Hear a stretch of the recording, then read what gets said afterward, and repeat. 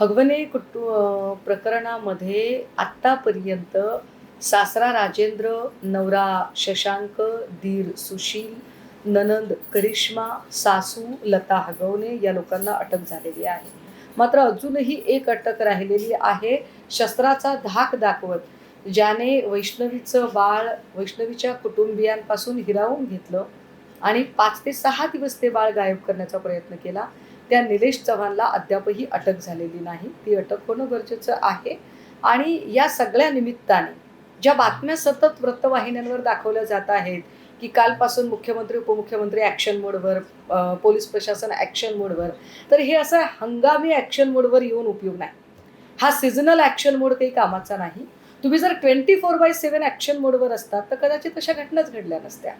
त्यामुळे पुणे पोलिसांकडून अपेक्षा आहे आम्हाला, की अशी वराती मागून घोडे नाचवण्यापेक्षा, सीझनल ॲक्शन मोडवर येण्यापेक्षा 24/7 आपण ॲक्शन मोडवर राहाल, ही आमची अपेक्षा आहे. बीड जिल्ह्यामध्ये आता गुन्हेगारी वाढत चालली आहे, कमी व्हायचे नाव घेत नाहीये. अशा प्रकरणामध्ये पाहिले गेले अनेक दिवसापासून राहिले तर पोलिसांची बदल्याची मागणी केली होती. पण काल अचानक एसपीनं काही पोलीस बदल्याचे अधिकारी बदल्या करण्यात आले. कसं पाहता आपण?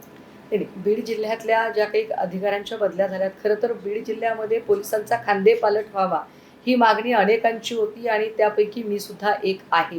मात्र बदल्या कुणाच्या केल्यात हे जरा पाहावं लागेल. कारण तृतीय आणि चतुर्थ श्रेणी कर्मचाऱ्यांच्या बदल्या करणं म्हणजे बदल्या असू शकत नाहीत.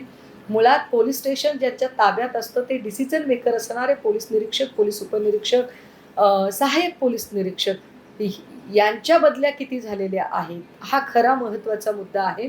आणि ते बघितल्याशिवाय, ती यादी नीट चेक केल्याशिवाय आपण त्यावर आत्ताच भाष्य करणं उचित ठरणार.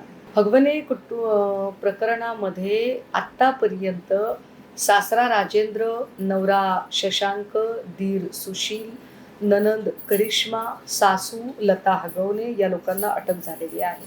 मात्र अजूनही एक अटक राहिलेली आहे. शस्त्राचा धाक दाखवत ज्याने वैष्णवीच्या कुटुंबियांपासून हिरावून घेतलं आणि 5 ते 6 दिवस ते बाळ गायब करण्याचा प्रयत्न केला, त्या निलेश चव्हाणला अद्यापही अटक झालेली नाही. ती अटक होणं गरजेचं आहे. आणि या सगळ्या निमित्ताने ज्या बातम्या सतत वृत्तवाहिन्यांवर दाखवल्या जात आहेत, की कालपासून मुख्यमंत्री, उपमुख्यमंत्री ॲक्शन मोडवर, पोलीस प्रशासन ॲक्शन मोडवर, तर हे असं हंगामी ॲक्शन मोडवर येऊन उपयोग नाही. हा सीझनल ॲक्शन मोड काही कामाचा नाही. तुम्ही जर 24/7 ॲक्शन मोडवर असतात, तर कदाचित अशा घटनाच घडल्या नसत्या. त्यामुळे पुणे पोलिसांकडून अपेक्षा आहे आम्हाला, की अशी वराती मागून घोडे नाचवण्यापेक्षा, सीझनल ॲक्शन मोडवर येण्यापेक्षा 24/7 आपण ॲक्शन मोडवर राहाल, ही आमची अपेक्षा आहे. बीड जिल्ह्यामध्ये आता गुन्हेगारी वाढत चालली आहे, कमी व्हायचे नाव घेत नाहीये. अशा प्रकरणामध्ये पाहिले गेले अनेक दिवसापासून राहिले तर पोलिसांची बदल्याची मागणी केली होती. पण काल अचानक एसपीनं काही पोलीस बदल्याचे अधिकारी बदल्या करण्यात आले. कसं पाहता आपण?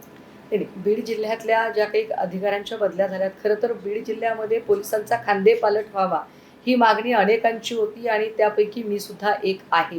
मात्र बदल्या कुणाच्या केल्यात हे जरा पाहावं लागेल. कारण तृतीय आणि चतुर्थ श्रेणी कर्मचाऱ्यांच्या बदल्या करणं म्हणजे बदल्या असू शकत नाहीत. मुळात पोलीस स्टेशन ज्याच्या ताब्यात असतं ते डिसिजन मेकर असणारे पोलीस निरीक्षक, पोलीस उपनिरीक्षक, सहाय्यक पोलीस निरीक्षक यांच्या बदल्या किती झालेल्या आहेत, हा खरा महत्त्वाचा मुद्दा आहे. आणि ते बघितल्याशिवाय, ती यादी नीट चेक केल्याशिवाय आपण त्यावर आत्ताच भाष्य करणं उचित ठरणार.